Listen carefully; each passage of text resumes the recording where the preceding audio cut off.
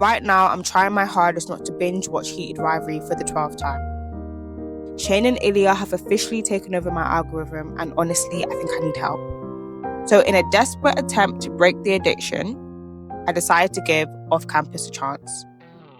And listen, guys, I was a hater. I judged the show way before I even pressed play, because I genuinely thought this was going to be another, those shows.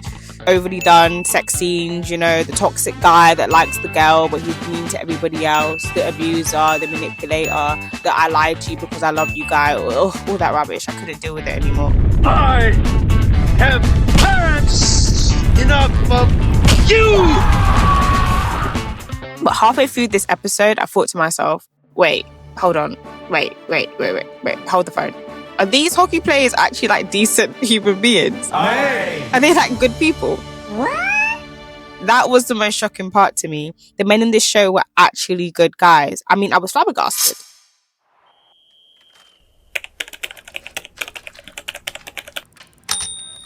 Dating is an absolute nightmare these days. Every time I open up social media, someone is talking about red flags, toxic traits, narcissists, cheating, gaslighting, abusive relationships. At this point, I'm actually tired. Because it feels like we spend a lot of time talking about all the ways things can go wrong and all the crazy things men are doing these days, but it doesn't feel like we spend enough time talking about the good ones. Would you even know how to spot a good man if you saw one? He's a good man, Savannah. A good man. So today, we're doing something different. We're going to look at the 4 biggest green flags all good men have. And we're using Off Campus as our case study. Because these men are one of the best examples of positive masculinity I've seen in a long time. I'm sorry, could you repeat the question? Green flag number 1. Good men surround themselves with other good men. Okay, I know this sounds obvious, but trust me, this one is important. If you want to know who a man really is, forget his Instagram, forget his dating profile, forget his star sign, and look at his friends. Because these are the people he's calling when life gets difficult. These are the people who's giving him advice. These are the people shaping his opinions, his values, his decisions. So if every single one of his friends is a walking red flag, sweetheart, honey, baby girl, what color flag do you think he's carrying? Birdie thinks I should tell Hannah how I feel about her. Telling her is the right move, G. We all fuck with Rosie, and I think she's good for you. And this is exactly why I love the friendship group in Off Campus. These boys actually make each other better. They're supportive, they're vulnerable, they hold each other accountable, and when one of them needs help, the others show up. Me, Garrett Graham, I want to be in the show. Shut the fuck. You can't tell her how you feel sitting here on your ass. Come on. When Garrett went to Dean for sex advice, I was expecting nonsense. I was expecting the usual locker room rubbish, something immature, something disrespectful.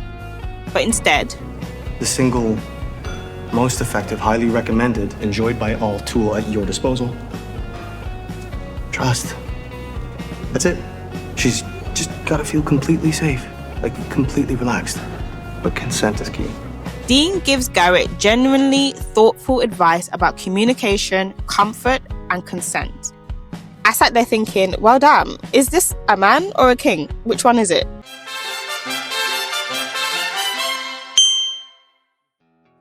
This is the type of advice young men should be hearing from their friends. If every man had a friend like Dean, Instagram would have significantly less relationship drama than it does now. If it's her first time, she might not come. Not an option, she has to come. Respect. And then we have Logan. Now, spoiler alert, Logan secretly develops feelings for Hannah. This is about your dumb crush on Hannah. What? That's... I don't... Convincing. What does he do about them? Absolutely nothing. Because he respects Garrett. He values his friendship and he sees that they're good together. So instead of creating drama, he actively supports their relationship. And honestly, this level of loyalty made me respect him more. It made all of us respect him more. You guys are perfect for each other. So whatever you did to fuck it up, just undo it. It's not that easy. She deserves better than me. No, don't fucking do that. You are not your dad, okay? So you gonna fight for her? Trust me, Spend one evening with the guy's friendship group and you'll learn more about him than his Instagram profile and his star sign combined. Green flag number 2. Good men have integrity when nobody is looking. One of the biggest green flags a person can have is doing the right thing even when nobody would know if they didn't. And we see this over and over again in off-campus. Take Garrett. There are so many little moments that reveal who he is. Not because somebody is watching or he's trying to impress Hannah, but because that's generally the type of guy he wants to be. You know, you don't have to be sober if you don't want to be. Yeah, well, I don't. Drink in public? No, I know. But do you want to? I told Allie I will look after Allie. She's a no-filter drunk. Gotta rein her in. I can handle her. And I will guard your drinks with my life. We see it when he offers to watch her drink. We see it when he respects her boundaries at parties. We see it when he never pressures her about the fact that she doesn't want to drink at parties. And we definitely see it when Hannah literally throws herself at him when she's drunk and he says no. He respects her enough not to take advantage of the situation. That is a man with integrity. Hey, you're not going to remember any of this, don't worry. And every one of these moments helps Hannah trust him a little bit more. Because trust isn't actually built through all these grand gestures, it's built through those little small actions repeated over and over again. Yummy! Green flag number 3. Good men know that consent is sexy.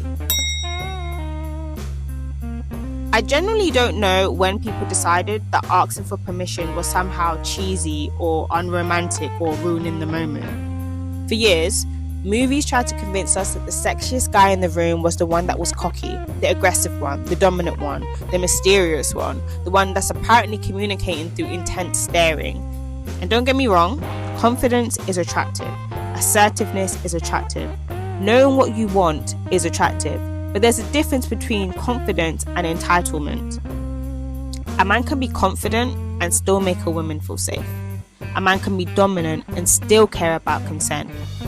A man can be sexy and respectful at the same time. Tell me what you want. There's a specific scene in Off Campus that I genuinely think every man should watch because it teaches a lesson that people don't talk about enough.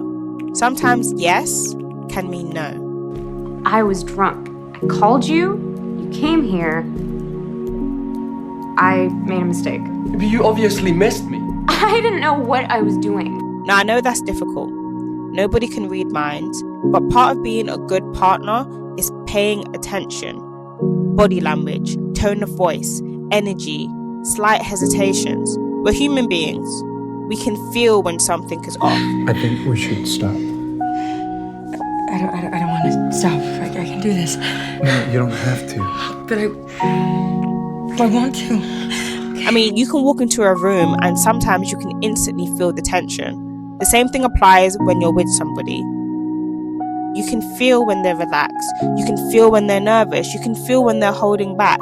And that's exactly what Garrett notices. Even though Hannah is saying she's okay, he stops anyway. He checks in and he changes course because making her feel safe matters more than his own desires. Green flag number 4. An empathetic communicator. Let me know if you think I'm wrong, but I genuinely believe something strange happens when we fall in love. I don't want to be your friend, Wellesley. This isn't how you kiss your friends. At first, everything is great. You're excited, you're happy, you're building a connection, you're learning about each other. Everything feels easy, it feels soft, it feels nice, it feels compelling. And then suddenly, all your old fears wake up. Past heartbreaks, old wounds, childhood trauma, bad dating experiences, every insecurity you've ever had suddenly decides to make a guest appearance. This is where relationships usually get tested, because instead of communicating, people start assuming. Instead of asking questions, they jump to conclusions. Instead of trusting each other, they start preparing for the worst.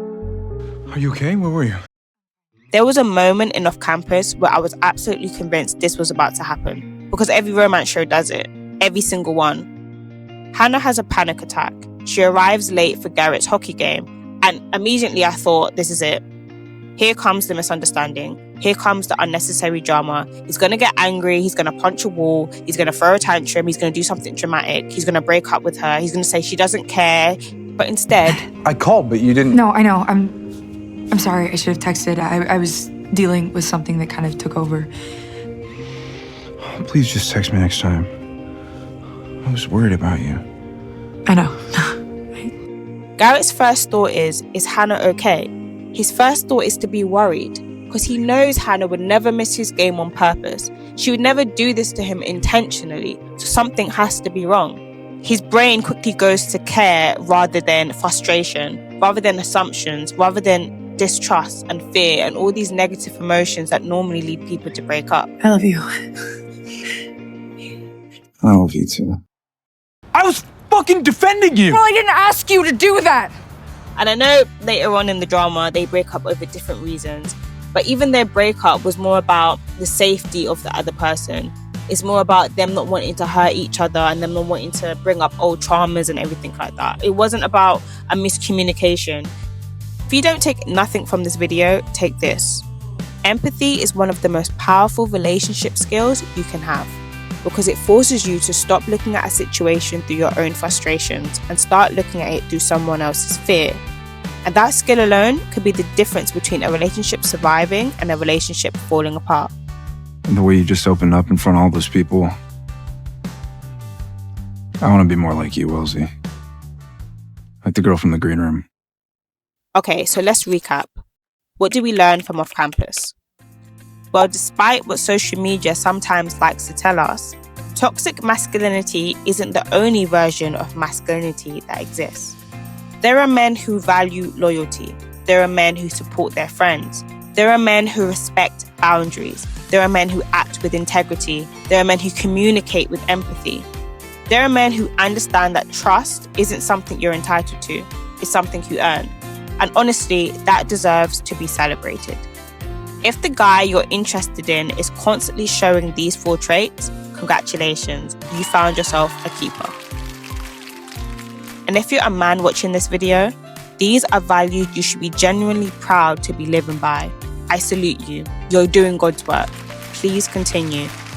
And I hope you find someone in this world that genuinely loves and appreciates you. Thank you for watching today's episode. I had so much fun with this one. Shout out to Off Campus. If you haven't seen it, hurry up and go see it. It's genuinely a good one. If you haven't seen it, Heated Rivalry, join the obsession. Come and join us. Join us in the land of the cottage. You'll understand that when you watch it. Don't forget to like, subscribe, and leave a comment down below. What green flags did I miss? What was your favourite Off Campus moment? And most importantly, are you also recovering from a heated rivalry addiction? Stay different, Msfits, and we'll see you in our next video. Bye!